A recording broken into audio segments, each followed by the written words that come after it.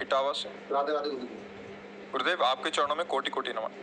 गुरुदेव, मन में एक सवाल हमेशा रहता है कि प्रभु ने मनुष्य को उसके कर्मों के अनुसार सजा दे, परंतु धन की कमी ना दे, क्योंकि जब किसी एक पिता के बच्चे को अच्छे कपड़े, अच्छी शिक्षा और अच्छा खान पान और दूसरे को गरीब, इतने में तो होश नहीं है, अगर और ज्यादा देंगे तो बावरे बन जाओगे।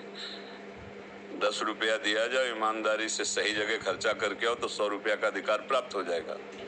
और 10 ही रुपया गलत जगह खर्चा कर दे तो पिता 100 रुपया देने में हिचकेगा। यद्यप तुम्हारी ही संपत्ति है, तुम उनके बेटे हो, पर तुम्हारी बुद्धि अभी ठीक नहीं है, सुसुख वांछा से युक्त है।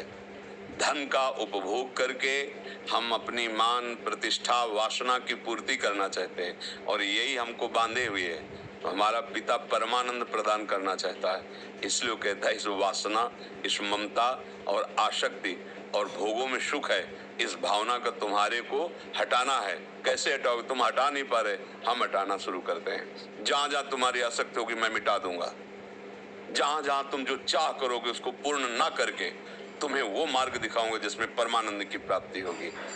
भगवान के इस भाव को न जानने के कारण संसारी आदमी पूछता है, वो मायापति है, उनके लिए धन संपत्ति दे देना कोई बड़ी बात है। एक आदमी 10-20 उसके भैंस गाय सब थी, खूब खान पान, 4 पाई डाले आराम से बैठा था, नौकर चाकर दूध दूरे थे सब। भगवान शंकर और पार्वती जी ने दृष्टांत से समझाया गया है, कहा कि चलो हम तुम्हें भक्त के दर्शन कराते हैं। पार्वती जी से कहा, उसके दरवाजे गए और कहा भैया 100 ग्राम दूध मिलेगा? साधु वेश में, हमारे ठाकुर शालिग्राम जी, उनका अभिषेक करना है। चल दिए सुबह से मांगने के लिए, दबका के भगा दिया। महादेव जी दूर हटे और कहा भगवान जितनी इसके पास संपत्ति है इससे 100 गुना इसको और दे दो। पार्वती जी को थोड़ा सा लगा, सब औघड़नाथ कहते, इनको है भी औघड़नाथ। उसने 100 ग्राम दूध नहीं दिया और इन्होंने वरदान दे दिया कि जितनी संपत्ति है उससे 100 गुना और बढ़ा दो, पर कुछ नहीं बोले। गए तो एक नगर के किनारे गंगा जी के तट पर फूस की झोपड़ी में एक भगत रहते थे, उनकी माँ थी उसी में, और एक गाय थी जो 100-200 ग्राम ही दूध देती होगी। देखा संत वेश में उमा पार्वती जी को, आओ आओ बे, साष्टांग दंडवत की, चरण पखारे। कहा भगवान मुझ गरीब के पास तो गाय का दूध केवल है। भगवान शिव ने कहा ला पिया। कुटिया से बाहर निकले, शाम जा रहे हैं, उनका भगवान कृपा करके आते रहना। भगवान कृपा करो, इसकी मैया और गैया दोनों का अपहरण कर लो, इसकी गैया और मैया दोनों को हटा दो। पार्वती जी जब आगे गई तो बोली देखो हम वहां तक तो बर्दाश्त हो गया, जिसने सादर तुम्हें प्रणाम किया, बातचीत करने के लिए मैया थी, जीवन यापन के लिए गैया थी, उसने तुम्हें दूध पिला, तुम कहो उसको भी मार दिया। और जिसने एक बूंद दूध नहीं दिया कहा 100 गुना संपत्ति और हो जाए। तो हमारी बातें समझ में नहीं आई कि आपका स्वभाव क्या है। बोले तुम समझ नहीं पा रहे हो, वो इतनी संपत्ति में मुझ महादेव को साधु रूप में अपमानित कर रहा है। जब 100 गुना और बढ़ेगी ना तो उसका प्रमाद इतना बढ़ेगा कि घोर नरक जाएगा। और इसकी थोड़ी मति गति समय मैया और गैया में जाता था, अब ये दोनों से अलग होगा, अखंड चिंतन करेगा और परम धाम का अधिकारी बनेगा। हम प्रभु से संपत्ति मांगते बालकपन के कारण जान नहीं पा रहे हैं। जैसे वो हमें परिस्थिति दी है बिल्कुल हमारे योग्य है, मान लो मेरी बात, जैसी परिस्थिति दी है हमारे योग्य है। हमको क्या करना चाहिए? परिस्थिति का सदुपयोग करके भागवती की स्थिति प्राप्त करनी चाहिए। हम परिस्थिति सुधारने में पूरा जीवन लगा दें फिर भी नहीं सुधरेगी। आज तक किसी को तृप्ति नहीं हुई। आप बताओ कितना धन मिल जाए जिससे आप तृप्त हो जाएंगे? किसी से भी पूछा जाए, समझ रहे हो? आप अगर अंक में रखोगे भगवान दे देंगे, अगर फिर आपसे यही हम प्रश्न करेंगे ना तो उससे कई गुना बड़ा अंक की अभाव की अनुभूति आपके दिमाग में होगी, वो भी अंक पूरा हो जाए। तो भारत में ऐसे भी धनी हैं जिनके कई करोड़ रोज आए हुए हैं, क्या उनसे पूछो तसल्ली है तुम्हें? तुम्हारे आए हुए से तुम संतुष्ट हो? नहीं, उपाय में लगे हुए हैं और आए हो। भैया ये माया है, इसमें अति लघु रूप रखना पड़ेगा। सुरसा जी ने 8 तो हनुमान जी 16 तो 32 तो 64, बढ़ती चली गई सुरसा जी। जब सत जोजन ते ही आनंद की ना, तो चतुरता इसी में अति लघु रूप पवन सुत लीना। अंदर प्रेम बोले हो गया भता, अब मैं आशीर्वाद दो, अपने काम के लिए जाए। यहाँ से निकल सकते हो तो त्रणादपि सुनी चेन, तरोरियु सहिष्णुना, अमानिना मान देन, कीर्तनी या सदारी। निकल जाओगे, बड़े बनना चाहोगे, ऐसी चुंगी लगेगी, ऐसी जांच होगी कि फेल हो जाओगे, यहीं फंस जाओगे। हमारी बात मान लो, बड़े के हो जाओ, आनंदित रहोगे। जितना हमें चाहिए हमारे प्रभु ने दिया है, जैसी परिस्थिति चाहिए वैसी दी है। अपना कल्याण कर लो, अपना मंगल कर लो। ये वासना की पूर्ति अगर इतने से हो जाती है, आप अंक रख दो कि इतना इतना इतना, बस अब कृतकृत्य भयों मैं निहाल हो जाऊंगा, तो जितना तुम सोच रहे हो उससे कई गुना तुम्हारे ही दृष्टि में है, वो सब है जो तुम मांग रहे हो। और उससे पूछ लो जा करके कि तुम तृप्त हो क्या, वहां भी अभाव ही नजर आएगा। क्योंकि बिना भगवत भाव के ये इसकी सत्ता ही नहीं जिसको आप देख रहे हो। नासते विद्यते भाव ना भाव विद्यते, तो ये तुम्हारा अभाव कभी मिटने वाला नहीं।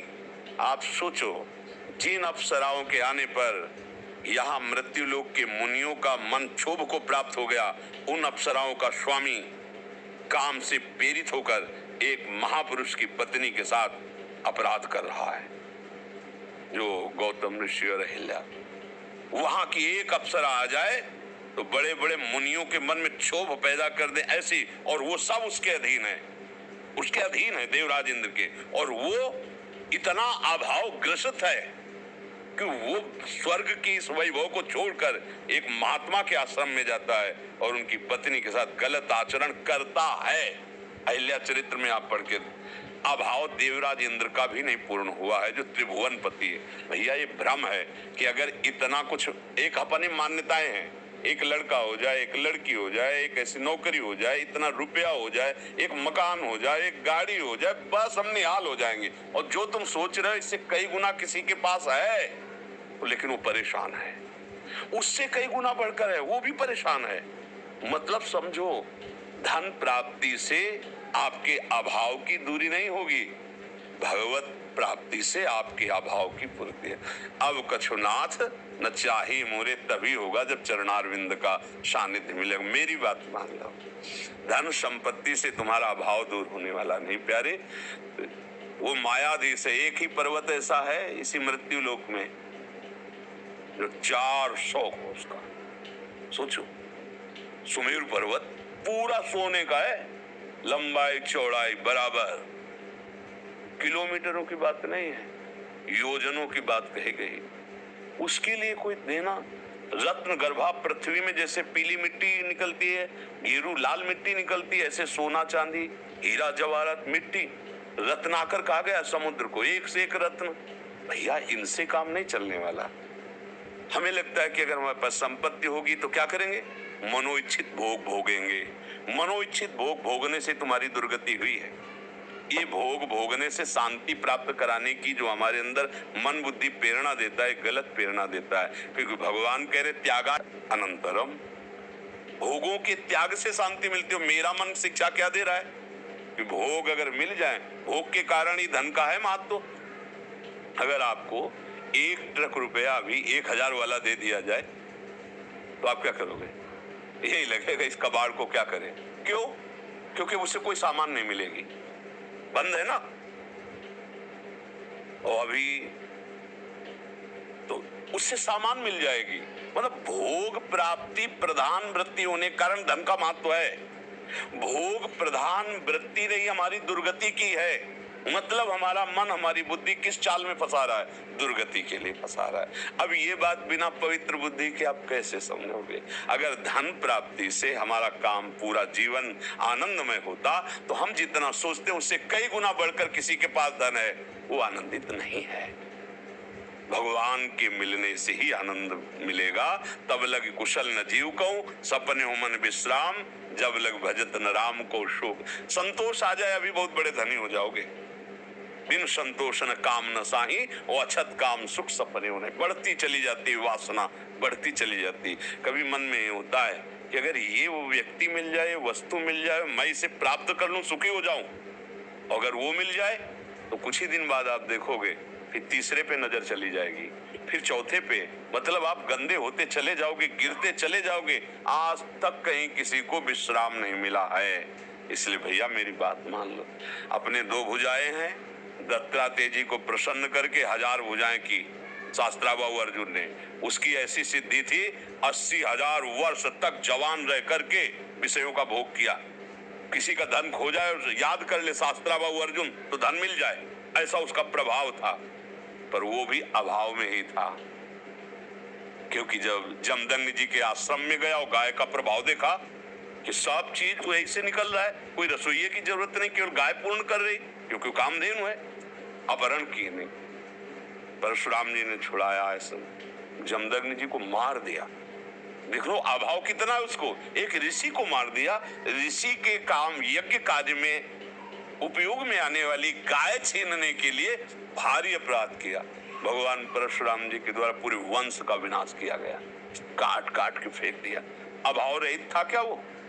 एक गाय की शोभा महिमा देखकर वो इतना बड़ा, जो 88 हजार वर्ष तक भोगों में ऐसे रमण कर रहा है, सारा वैभव है, भगवान दत्तात्रेय जी की बड़ी कृपा है, वो आदमी इस कोटि का, निम्न कोटि का अभाव ग्रसित एक महात्मा की गाय चुराने के लिए महात्मा की हत्या कर दी, जमदग्नि जी का वध कर दिया और वो गाय चुराए भाग परशुराम जी को।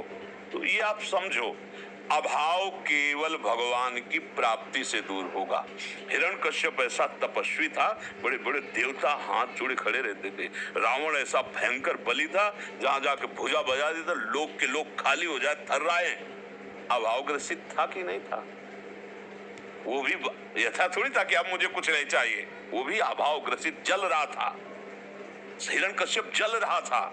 आप सच्चाई की बात समझो, कोई कितना बड़ा वैभवशाली हो जाए, जब तक भगवान का भजन नहीं करेगा, भगवान का अनुभव नहीं करेगा, तब तक अभाव नहीं जाएगा। ये जहां भगवत भाव आया तो अभाव खत्म हो जाएगा। संतों की भाषा में कहा, 7 गांठ कौपीन में और इंद्र बापुरो कौन। भगवदानंद में मगन लंगोटी भी सही ढंग से नहीं है, 7 गांठी उसमें भी लगी हुई। बोले कि स्थिति ऐसी है कि इंद्र बेचारा नजर आता है, सुरपति नरपति लोकपति जिनके भावे घास, और रहे परम आनंद में तज सबही की आस। ये भगवान के चरणों का बल होता है। भैया मांगो तो भगवान के चरणों का बल मांगो, उनसे उनका प्रेम मांगो, निहाल हो जाओगे। फिर हृदय में आएगा आप कछुनाथ न चाहे मोले। अगर कुछ भी मिल जाए तो चाह बढ़ती चली जाएगी, वो मिटेगी नहीं। वो हमारा केवल मन हमको फंसा रहा है कि अगर इतना धन दे देते तो हमारा काम चल जाता।